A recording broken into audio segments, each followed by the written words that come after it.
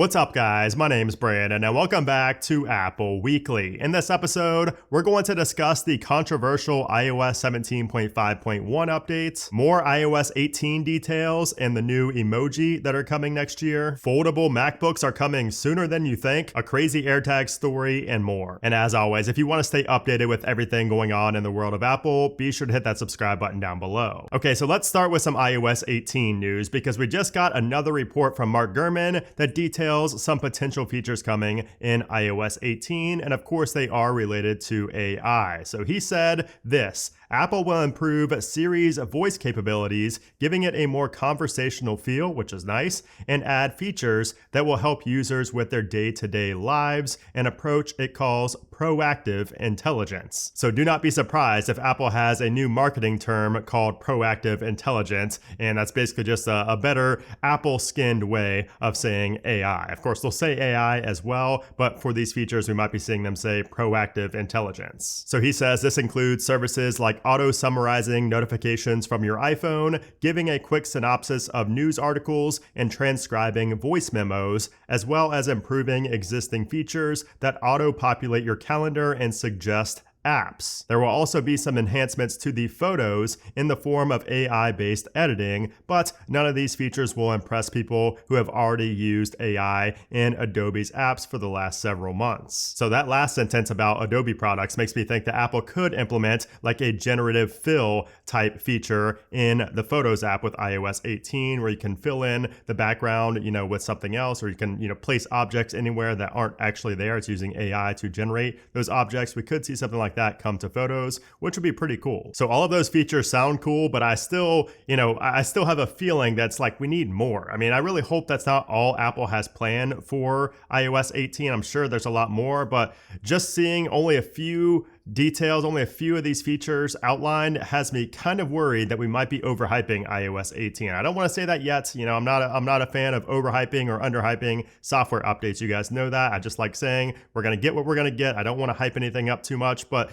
I don't know, iOS 18, I hope we get a lot more than this because all eyes are going to be on WWDC in less than a month. Oh, and keep in mind, the AI chatbot is going to be missing in iOS 18, at least at launch. We're not going to see, the ChatGPT-like chatbots in iOS 18, so do not expect that. At this point, at this rate with OpenAI and all the controversy they're in, I wouldn't be surprised if we didn't get that until iOS 19, but hopefully we will see that at some point later down the road in iOS 18. We also got a preview of the upcoming emoji. So the next round of emoji have been previewed by Unicode, and obviously these are going to improve in terms of quality. Apple has to get their hands on it, their designers on it, and add their special touch to it. But these new emojis look awesome, especially the face with bags under eyes. I can see that one becoming popular instantly. So these new emoji are usually added in the 0.4 updates. So I would expect these to be in iOS 18.4, which is far out. That's probably going to be in early 2025, most likely January,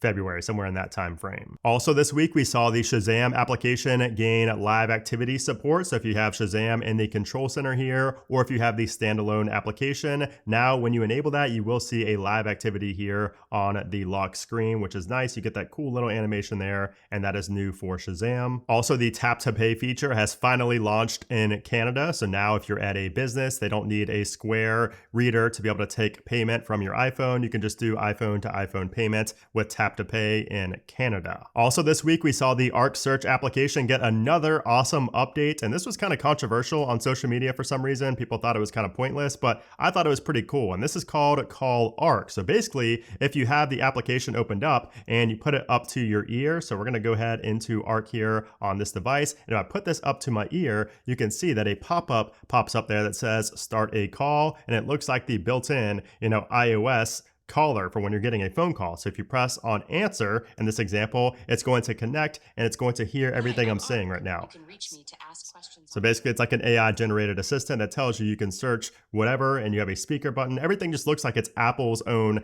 design language. And I just think this feature is really cool. When is the next MLB game? And it tells me when the next MLB game is. So that's pretty cool. And we also have a read more button down there where you can tap on read more and it will open that up for you. It's gonna summarize basically what it sees here, shows all the teams playing, the TV channels, all of that. So super cool, and you get the sources that it references there as well. So this feature is awesome. I think Apple can learn a lot not from Arc Search. Okay, so now we have to talk about the controversial iOS 17.5.1 update that fixed the controversial iOS 17.5 bug. So if you're not up to date, the bug in iOS 17.5 that I'm referencing is where old deleted photos would resurface on your device. And I seem to be the only one on YouTube who was not fear-mongering this issue and saying it was some big security threat. I don't think many people did research because this was never a security threat to begin with. It had nothing to do with iCloud, and those stories about somebody selling their iPad and them seeing the photos that they deleted after they logged into their separate account was completely made up. That's not physically possible if you actually erase all content and settings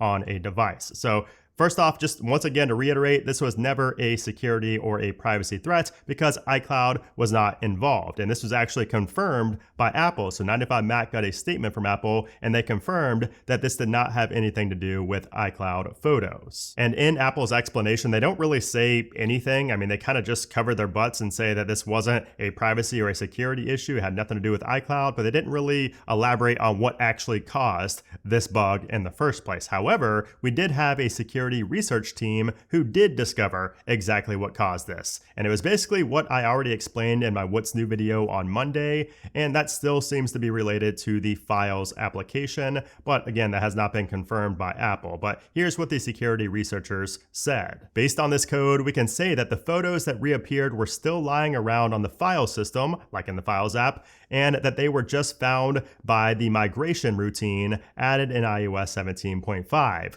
The reason why those files were in there in the first place is unknown. So again, they cannot confirm exactly what caused this in the first place, but it seems like this Redditor's post, who reached out to a private contractor at Apple, they posted about this whole issue before Apple even released iOS 17.5.1, saying that it had something to do with the Files application, photos being saved in the Files and the Photos application. And the reason that these photos reappeared in the photo library is because they were also saved in the Files application. And then you got a lower quality version back in the Photos app after you updated to 17.5. So his whole post was published before 17.5.1 was even released to address the issue. So that also leads me to believe that what he said in the first place was true. Now, we still have to take it with a grain of salt because it's not officially from Apple, but still, everything seems to add up with that original report that we saw on Monday before the 17.5.1 update. But the bottom line is, this is really just a bunch of nothing that was really blown completely out of proportion by a bunch of clickbait articles online and a bunch of other people who just didn't really take the time to research what was actually going on here, and they kind of just listened to what,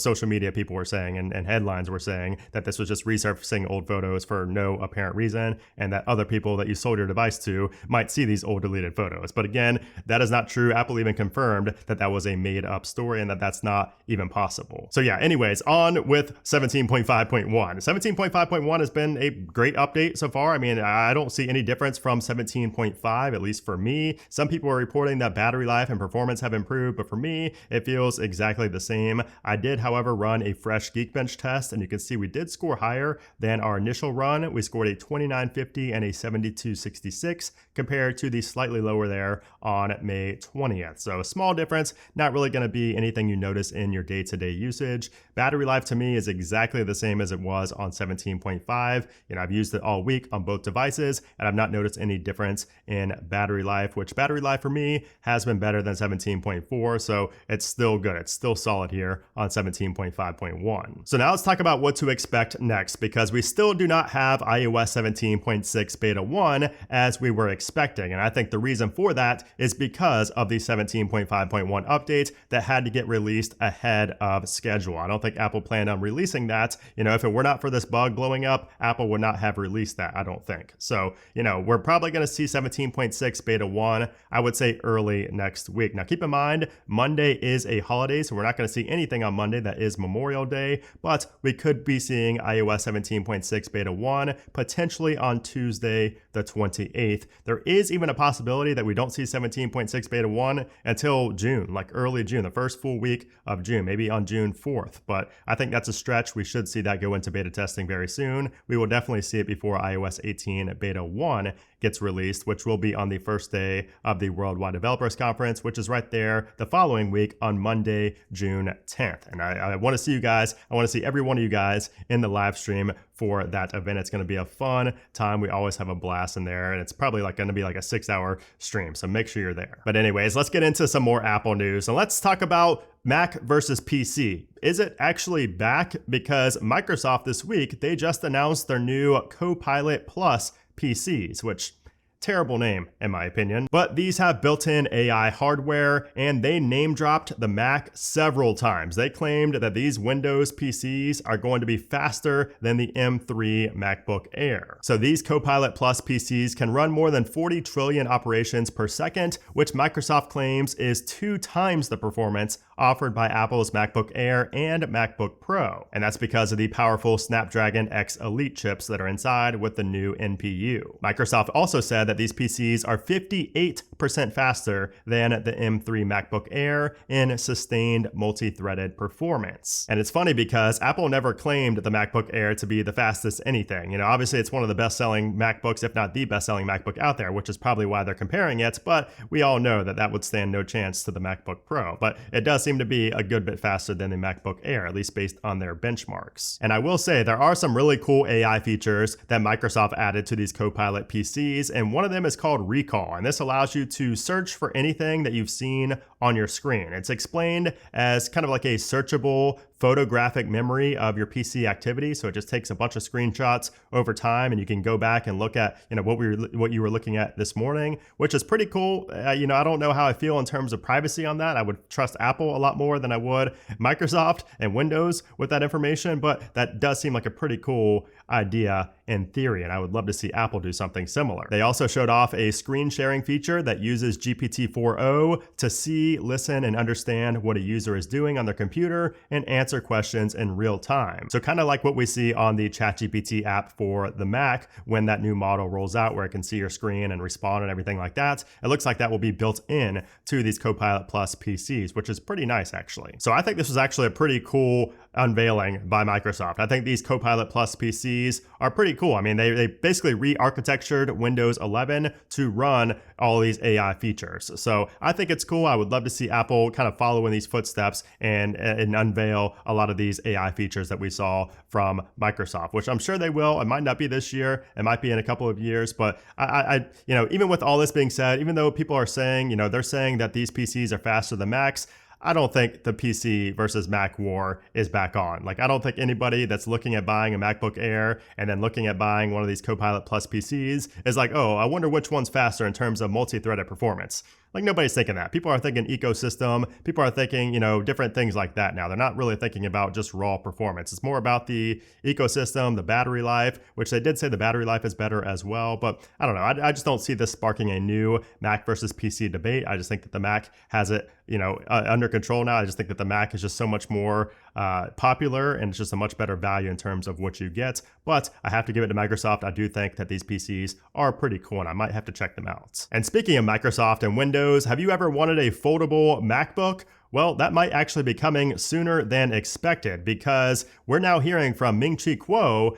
who said that a foldable MacBook with either an 18.8 inch or a 20.2 inch foldable screen is launching in 2026. As for the release date and chipset inside, Kuo said that the target mass production schedule is between the end of 2025 and early 2026, compared to the previous estimate of 2027. And he says that this product is expected to use the M5 series processor. Now, shortly after this report, Ross Young said that the foldable MacBook will have a roughly 18.8 inch display instead of the 20.2 inch display for cost reasons. I don't think I've ever actually wanted a foldable MacBook, but it seems like with so many people obsessed with putting macOS on the iPad, I guess I'm the minority. I guess a lot of people want a, you know, macOS operating system in a foldable form factor. So what do you think? Do you want a foldable Mac?